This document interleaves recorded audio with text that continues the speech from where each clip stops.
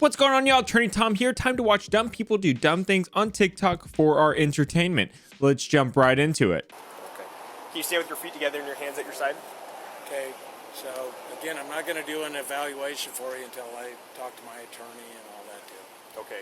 That is absolutely the right move. Do not speak to the cops. There is a reason why every attorney ever has that advice. I hate to break it to you, these tests are designed for people to fail. And I can already see the keyboard warriors typing, oh, well, just don't commit a crime. Listen, I want people who commit crimes to face punishment just like everybody else. I'm not advocating for committing crimes, but when you're the one being accused, you sure as hell want to protect your rights, innocent until proven guilty. Invoke the Fifth Amendment. Shut the up. Just because I don't trust the ankles, the knees, the everything. Okay. Well, like I said, the first evaluation is just you standing there.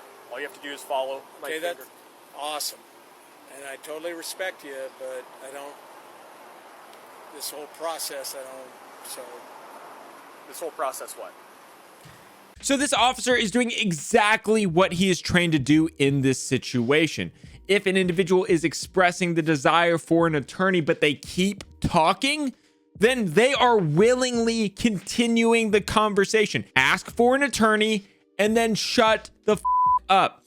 Officer, I'm invoking my Fifth Amendment. I won't speak without my attorney. Then when they start pestering you, why won't you talk? Why won't you do this? Why won't you do that? Zip it. Nothing. Don't respond. You don't have to. You have the right to remain silent. They are going to make it uncomfortable. They're going to ask you, why aren't you responding? Come on, this is so simple. Blah, blah, blah, blah, blah. They're just trying to poke at you and make you uncomfortable and make you talk. You have constitutional rights for a reason. So turn around. Okay. Put your hands behind your back. Better.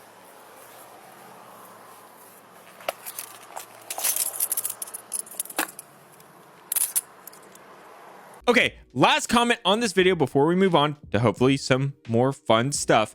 If you're being questioned by the police in this manner, expect to go to jail regardless of what you do. You are playing the long game. You are preserving yourself. You are preventing them from getting evidence that will be used against you in court. Nothing you do during that interaction is going to save you from a night in jail. It is what it is. Moving on. Oh, there was a spatula here from when I made my breakfast. I have to wonder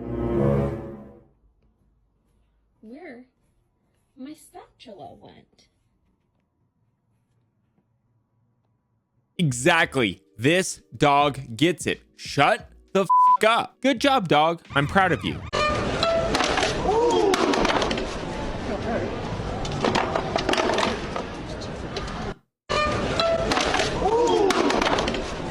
This is an interesting case. Is the lady responsible for the broken violin? Obviously, this lady ran past this guy performing, but the guy was performing on a sidewalk. And is it foreseeable that this guy's gonna do this little jumping maneuver? I would argue no. I would argue that she wouldn't be liable because it was unforeseeable that he was gonna do this turnaround thing. In my opinion, she's not liable. Let me give you some examples of how big it is. Listen 1 second. Tom Steyer hit me with his car in the parking lot. He ran over me and I'm injured and I don't know what to do. You're injured and don't know what to do? Injured in an accident and not sure what to do. AttorneyTom.com can get a settlement for you. See? Annoying jingle. It works. No. He ran over me with his car and I'm injured. Has this ever happened to you? You might be entitled to a large cash sum. No! Call me the Fixer Lawyer. Visit www.thefixerlawyer.com. And you won't pay unless you collect. Period. This is genius. Genius. Ugh, damn it. I thought I was winning the meme internet lawyer game. Gotta step it up. I'm upset, but I'm impressed. That's hilarious. Alan was on board to move forward with dropping the price on one of his premium Samsung HD TV models to just $1 a piece. But once the new discounted price went into effect, people would be flocking to Spears to get the deal. So to help dissuade these bargain hunters from buying up all of Allen's dollar TVs, I implemented a strict dress code requiring customers to wear formal attire just to enter the store. Okay, is this legal? So, in theory, yes, it's a private business. So long as they're not discriminating against a protected class, you can require people to wear certain things to get in. Formal attire is not a protected class. So you could, in theory, make a really good deal, and then the only way people can get access to that deal, such as a $1 TV, is by having them dress up in formal attire. I then had all the dollar TVs moved to an area at the back of the store and had a new wall constructed to surround this area that could only be entered through a tiny 2-foot tall door.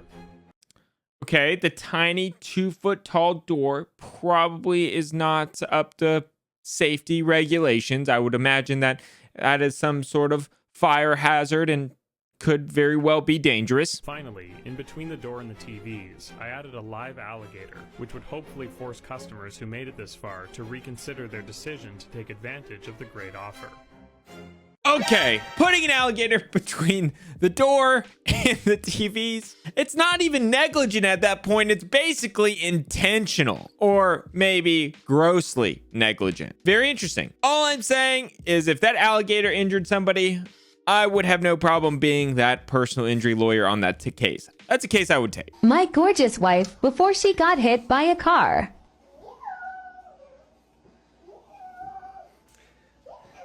Hey, I haven't done it yet, but like and follow for part 2.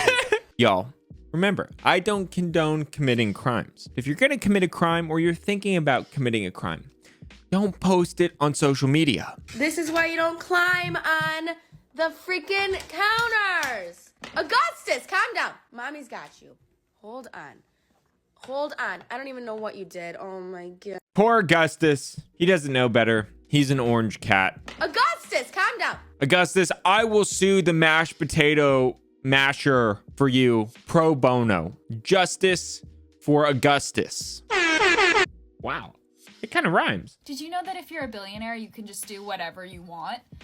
Obviously, yes, but recent news of UC Santa Barbara's newest dorm construction project just proves it. This is a rendering of what's going to be Munger Hall, a dormitory that will house up to 4,536 students and will cost $1.5 billion. Now, 200 million of those dollars will come from one man, Charles Munger, who it will be named after. What building costs $1.5 billion? But he stipulated that he would only donate that money if he got to design the whole thing and they followed his blueprints exactly. Now, if you take a 97-year-old billionaire with no architecture training who claims to have never read an architecture book and 4,536 students that need housing and put them together, you're going to end up with an interesting result. And in this case, it's possibly the least fire-safe building I've ever seen. I have a couple of big problems with this building. The first one is obviously that 94% of the students' rooms would not have windows and would have no natural light at all. There may be some windows in the common rooms, but not in the places where the students sleep.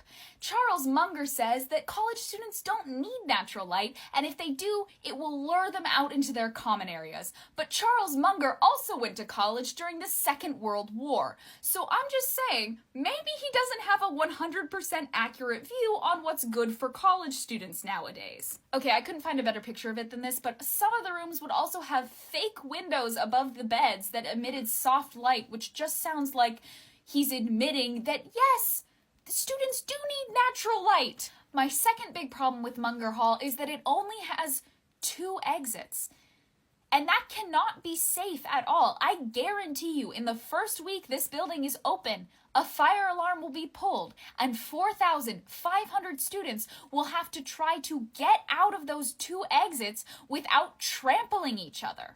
This picture also shows you just how bonkers the floor plan is. Each floor of 11 would have 8 houses, and each house would have 8 common rooms, and each common room would have 8 bedrooms. And if I was going to St. Ives and I met a man with 7 wives, The design of the building is so terrible it caused Dennis McFadden, a consulting architect on the University Review Committee, to resign in protest, stating, "The basic concept of Munger Hall as a place for students to live is unsupportable from my perspective as an architect, a parent, and a human being." That building makes me very, very upset. Not just as a lawyer, but as a UC Santa Barbara alum. Y'all, normally I am very proud to let people know that I went to undergrad at UC Santa Barbara, but what the hell are they thinking with this storm? First of all, how is it even legal? How is it up to code that you're going to provide people with living quarters where 94% of 4,500 people will not have a window in their room? Just because a guy gives you $200 million does not mean that they get to design the building, especially when they are not an architect. The only thing that I hope is that if this building gets built, Charlie Munger, your name can never be removed from it. If the building is a total disaster, it should be named Munger Hall for eternity. Give me that $1.5 billion. I'll build you better housing for $1 billion where people will have windows. And then I'll take the remaining $500 million. I'll start us a football team. I'll Ted Lasso that. I'll coach us to a national championship. I'll kick the out of Alabama before they can even know what the hell happened. $1.5 billion for this piece of prison with only 2 exits for 4,500 people? UCSB, I never thought I would have to do this, but you're getting a knowledge hammer. Charlie Munger, did you even go to UCSB? I don't know, but you're also getting a knowledge hammer. Leave the architecting to architects. Put it under it. You're going to miss it, bruh. It's on right now, so it's just gonna be hard. What do you mean you're not ready? Jesse, put it under there. Put it under there. Under there. Bro, are you serious? Can you sue for making somebody look dumb? The short answer is it depends, but I mean, come on, that was funny. All right, y'all, it's time for the most liked video of the week.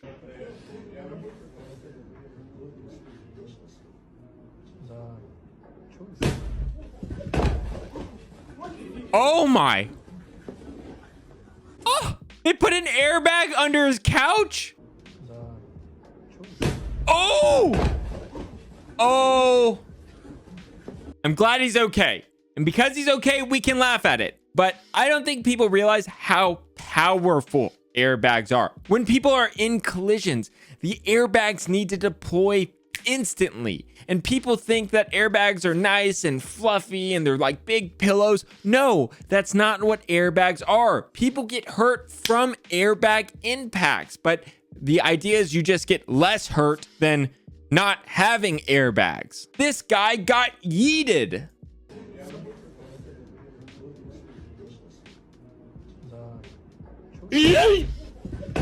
And he could absolutely sue whoever's responsible for this for an intentional tort if he was injured. This is battery all day. All right, y'all, that's it for today's video. Send a message to UCSB. Tell them to put me in charge of the $1.5 billion.